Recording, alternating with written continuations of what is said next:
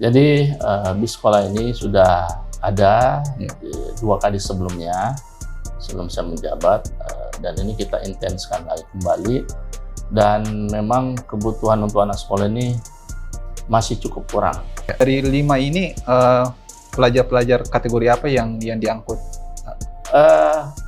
Pelajar SD, SMP, termasuk gurunya juga yang besar ya. Jadi semua? Ya, semua. Salah satu terobosan dan program yang dijalankan oleh Dishub ini adalah PT-PT Laut. PT-PT Laut ini merupakan salah satu program prioritas mulia, di mana Pak Wali, Bu Wali itu berencana untuk memfasilitasi saudara-saudara kita, anak kita yang berada di pulau-pulau di Kota Makassar ini. Dan salah satu titik kemacetan itu penyebabnya adalah parkir liar. Nah, bagaimana Dishub Makassar melihat parkir liar yang ada di Kota Makassar? Pertama, tempatnya memang tidak tersedia, tempat parkir, lahan parkir. Yang kedua, juru parkirnya juga yang memang menarik orang untuk parkir di situ. Apalagi kan kalau kita lihat kan sekarang Dishub juga gencar-gencarnya untuk misalkan gembok kendaraan di yang parkir di pinggir jalan. Sejauh ini sudah taruhlah kisaran dalam sepekan ini berapa yang sudah ditindak kendaraan? Kalau angkanya itu cukup banyak kita. Nah, ini menunjukkan bahwa kesadaran masyarakat memang masih kurang. Sudah jelas-jelas ada rambu, justru dibawanya malah parkir.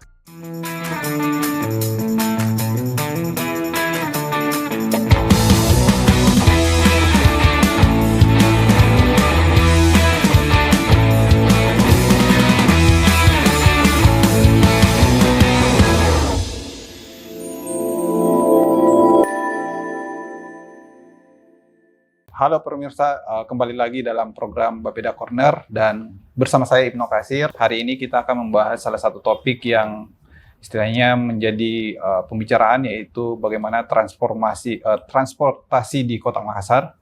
Dan untuk membahas itu kita sudah bersama dengan Pak Kadis Dinas Perhubungan Kota Makassar, Pak Muhammad Reza.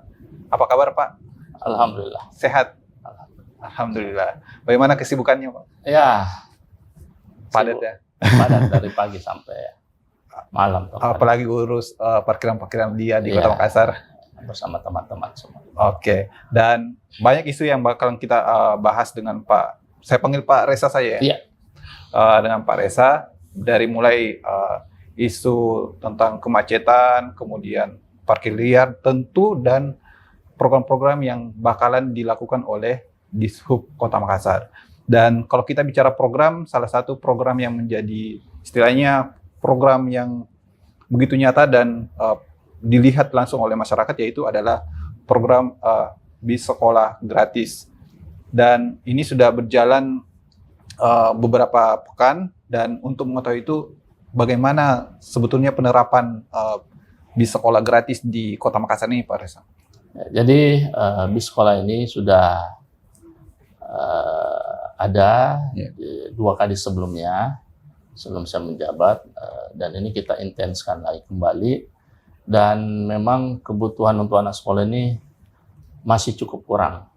Masih kurang? Dengan jumlah penumpang, dengan armada yang ada ini memang masih dibutuhkan penambahan. Sampai sejauh ini jalur yang paling padat itu adalah dari Dayak ke arah Karebosi. Jalur ini yang paling selalu full. Sehingga kita insya Allah berencana, Pak Wali berencana ini akan menambah lagi. Kemarin kita sudah ada penawaran dari Kementerian melalui BPTD Makassar untuk masukkan proposal permintaan. Namun namanya proposal itu kan bisa bisa tidak. Namun kedepannya insya Allah Pak Wali juga akan menganggarkan tahun depan untuk penambahan jika memang memungkinkan anggaran kita untuk mengadakan. Kalau sejauh ini sudah berapa unit? Kan yang saya dapat info itu kan ada juga yang bis sekolah distrik ini. Iya, bis distrik itu ada 3. Kemudian yang biasa, yang truk non listrik itu ada 2, jadi 5. Ada 5 yang beroperasi. Dari 5 ini pelajar-pelajar kategori apa yang diangkut? Pelajar SD, SMP termasuk gurunya juga yang secara ya. Jadi semua? Iya, semua. Kalau yang mana sejurusan itu yang kita ini. Ada syarat enggak untuk harus naik PTPT? Saya rasa sejauh ini kita tidak ada persyaratan yang mengharuskan siapa untuk naik. Jelas kita peruntukannya anak sekolah dan guru selaku pendukung belajar mengajar. Artinya kan kalau sudah ada BIS ini, bagaimana melihat fasilitasnya? Iya. Fasilitas yang ada di BIS ini yang ditawarkan seperti apa, Pak Kadis? Kalau yang BIS listrik itu sudah cukup bagus karena ada WiFi juga di dalam, kemudian kenyamanan anak-anak juga itu kita utamakan. Kenyamanan penumpang itu kita utamakan. Ada WiFi juga, dan di situ kita bisa monitoring. Kalau yang 5 bis ini kita bisa monitoring supir dan kondekturnya. Apakah dia merokok tidak dalam bis, itu tidak boleh.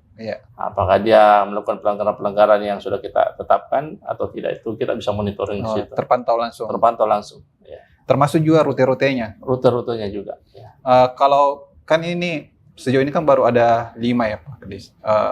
Rencana ada penambahan ke depan, apalagi kan yang tadi dibilang bahwa dengan jumlah siswa yang banyak itu kan tidak mencukupi untuk mengcover Kota Makassar. Ya.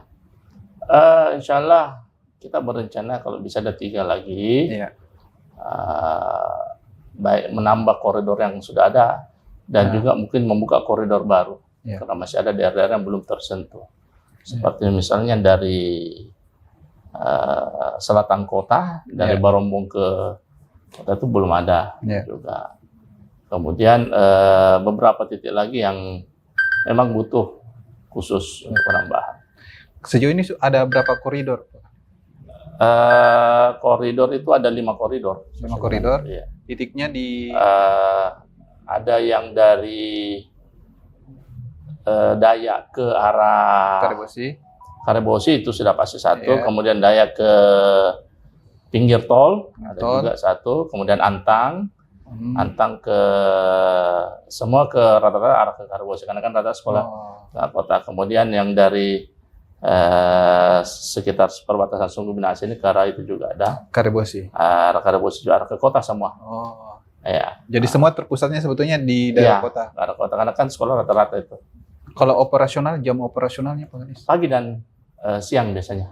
Pergi pulang. Jam 12 atau jam 1? Jam 12-an. Jam 12. Iya. Oke. Sampai jam 2 biasa. Tapi sejauh ini aman ya? Alhamdulillah aman. Oke. Nah, itu tadi bis sekolah gratis dan selain itu kan ada, kalau kita lihat salah satu terobosan dan program yang dijalankan oleh Disub ini adalah PT-PT laut. Ya. Bagaimana itu PT-PT laut? Kan selama ini kan kita tahu PT-PT di kota saja. Jadi PT-PT laut ini merupakan salah satu program prioritas mulia, di mana Pak Wali, Bu Wali itu berencana untuk memfasilitasi saudara-saudara kita, anak-anak kita yang berada di pulau-pulau di Kota Makassar ini. Karena ada beberapa pulau itu memang yang aksesnya itu agak sulit. Mengingat apalagi bulan-bulan 6 ke sampai bulan 9 itu kondisi cuaca dan ombak itu tidak memungkinkan sehingga memang butuh armada khusus. Karena bayangkan saja dari Langkai dan pulau yang luar ini kalau mau ke antar pulau seperti ke Baralompo dia harus ke Makassar dulu. Baru ke itu kan memakan waktu dan jarak. Sehingga bagaimana ini bisa memangkas potong kompas langsung ke arah titik yang diinginkan. Selain daripada itu guru-guru juga. Tuh, meskipun di Baralompo, Baranca, di kemudian Kudingarang itu sudah ada sekolah, namun masih ada pulau-pulau kita terluar ini yang mengharuskan anak-anak mereka itu untuk bersekolah juga. Ini yang kita harapkan fasilitasi. Sudah jalan atau bagaimana progresnya? Ini kita dalam kajiannya masih sementara ini, bagaimana rutenya, kemudian untuk pengadanya juga mudah-mudahan 2026 ini kita bisa adakan untuk memfasilitasi itu. Jadi 2026 sudah bisa dinikmati oleh warga pulau ya? Insya Allah mudah-mudahan bisa ya, paling lambat 2027 lah, karena kan proses 2026 ini kan pengadaannya. Iya, oke. Masuk kajiannya. Jadi semoga kita berharap ya bisa cepat dan terrealisasi ke depannya. Insya Allah, ya. Nah, kita sudah bicara transportasi laut, kita kembali ke darat Pak Kadis. salah satu persoalan yang kerap menjadi pembicaraan masyarakat itu adalah tentang kemacetan. Iya. Dan salah satu titik kemacetan itu penyebabnya adalah parkir liar. Iya. Nah, bagaimana Dishub Makassar melihat parkir liar yang ada di Kota Makassar dan bagaimana langkah-langkah taktis untuk mencegahnya? Parkir liar ini sebenarnya banyak sumber, banyak faktor sehingga terjadinya parkir liar. Yeah. Pertama, tempatnya memang tidak tersedia, tempat parkir, lahan parkir. Yang kedua, juru parkirnya juga yang memang menarik orang untuk parkir di situ. Yeah. Kita di Kota Makassar ini, baik yang memang stay di Makassar maupun yang dari luar Makassar ini, jumlah kendaraan sudah cukup Membludak, tidak seimbang dengan jumlah parkir. Lahan parkir dan ruas jalan sudah tidak ini. Beberapa faktor lain yang penyebabnya itu adalah karena di beberapa titik-titik lokasi keramaian seperti mal-mal, tempat belanja lah, pusat perbelanjaan itu, kafe-kafe itu tidak menyiapkan tempat parkir yang memadai. Nah, sehingga orang cenderung parkir di luar dari area itu dan tidak teratur. Nah, budaya kita juga ini yang masih perlu dibenahi, bagaimana kebiasaan masyarakat itu parkir sembarangan itu perlu kita sosialisasikan terus. Beberapa, hampir semua saya melihat mal-mal itu menyiapkan tempat parkir, tetapi dengan tarif yang tinggi sehingga orang berpikir untuk parkir di dalam.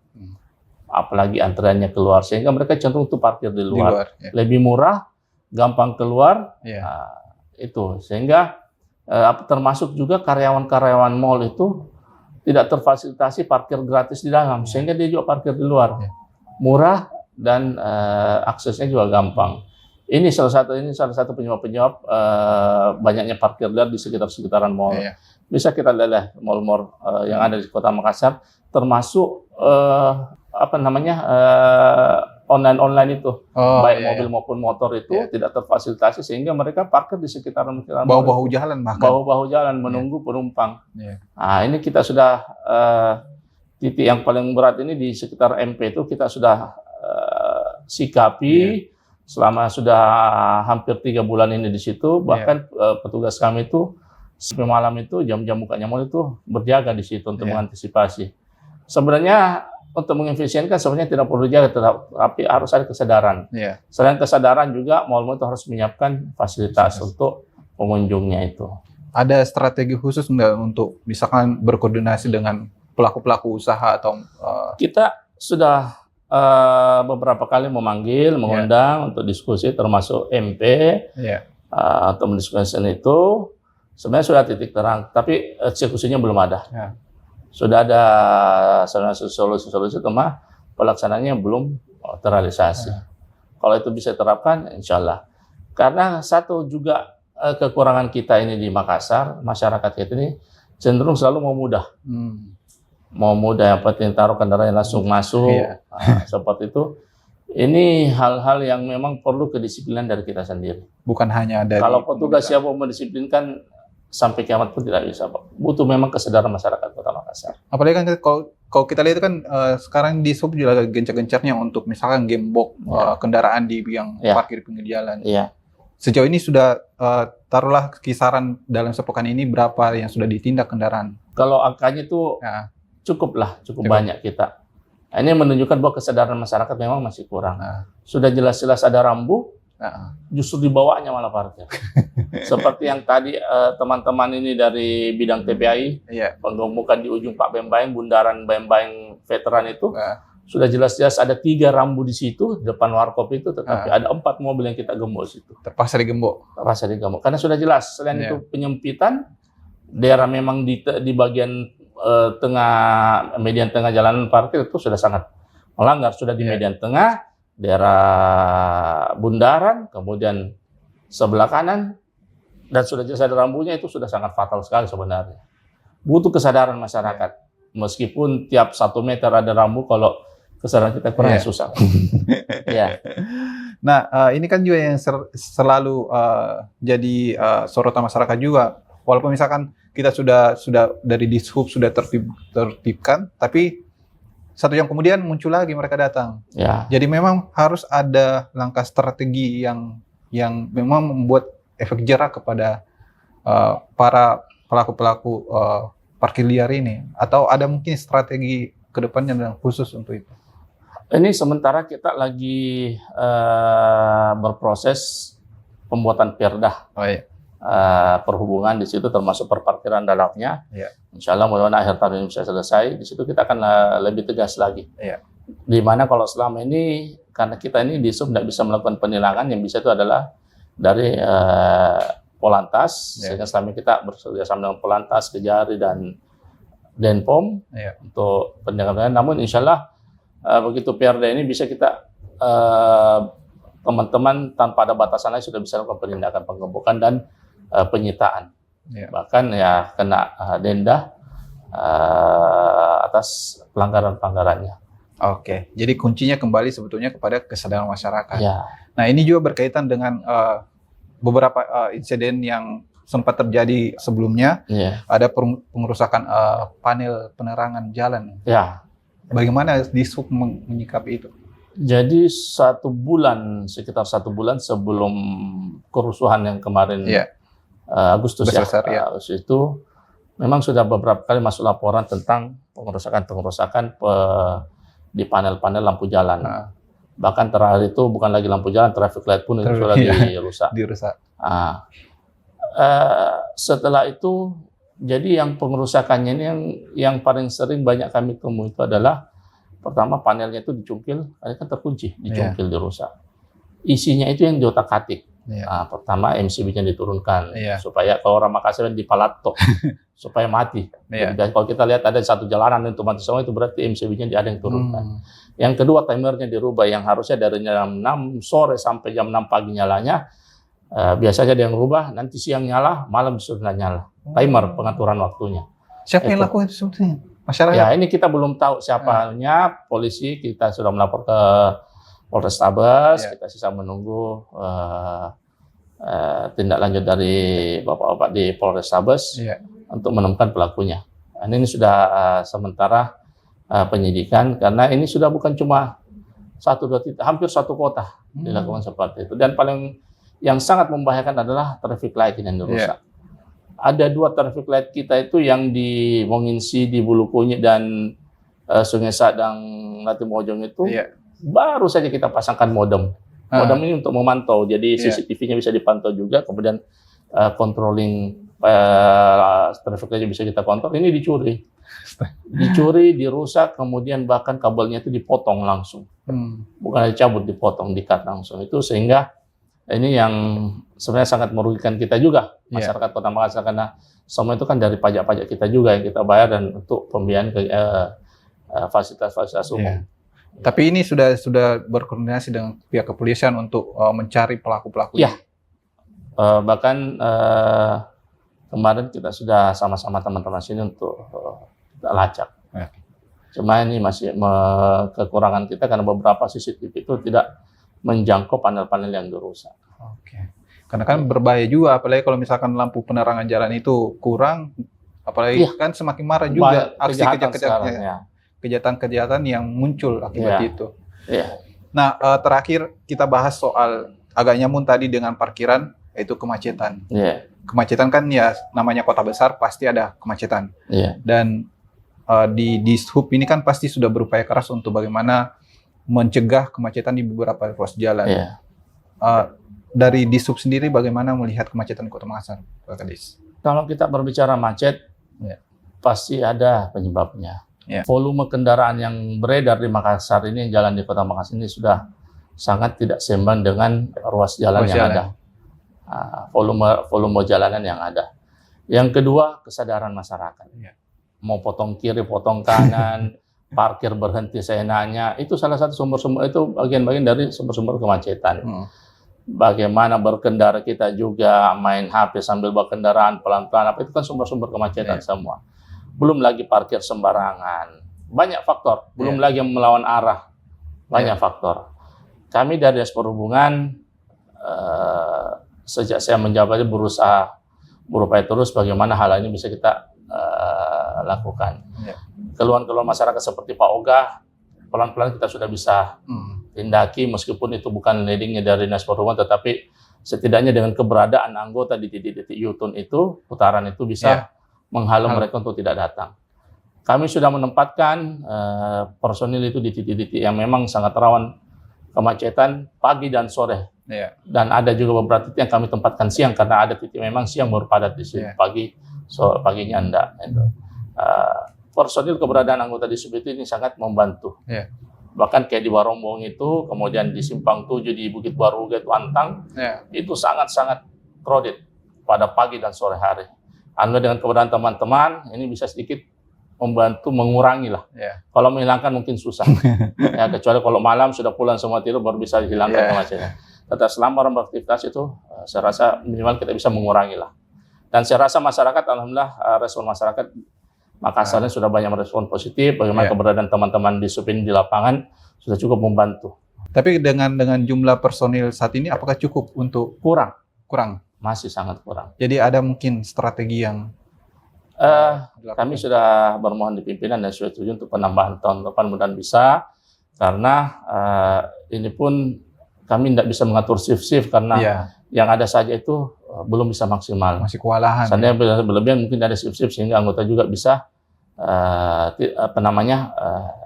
bisa mengatur waktu untuk itu. Oke, terakhir mungkin kira-kira apa yang paling krusial dari di sub terkait dengan kemacetan di Kota Makassar ini? Saya rasa PR besar banyak untuk kami di sini, termasuk kelengkapan anggota, kemudian sarana dan prasarana anggota, baik itu di PJU lampu jalan, kemudian di lapangan juga itu masih banyak membutuhkan fasilitas infrastruktur, baik itu kendaraan, perlengkapan anggota itu masih dibutuhkan. Alhamdulillah pimpinan sangat mendukung kita, insya Allah tahun depan kita bisa adakan. Dan untuk mengatasi kemacetan, satu kunci yang bisa mengatasi adalah kesadaran masyarakat tertib berlalu lintas. Meskipun setiap berapa meter ada petugas, tetapi kesadaran kita tidak. Karena sering gini, teman-teman di lapangan itu berhadapan dan harus perang mulut, perang emosi lah. Karena pada saat kita menghalau mereka melawan arah, justru lebih galak orangnya, lebih seke daripada petugas ini, sehingga dibutuhkan yang kesadaran. Tanpa petugas pun kita bisa lihat di negara-negara lain, tidak usah jauh-jauh negara luar, di balik papan saja itu jarang di polisi berdiri pinggir jalan, dan tidak ada jadi sub, tetapi bisa tertib karena memang kesadaran masyarakatnya. Jadi kembali kepada masyarakat. Kepada masyarakat. Baik, terima kasih banyak Pak Kadis sudah meluangkan waktu untuk hadir dalam podcast kita pada hari ini. Dan terima kasih banyak sekali lagi. Kita lanjut di program Bapeda Corner selanjutnya.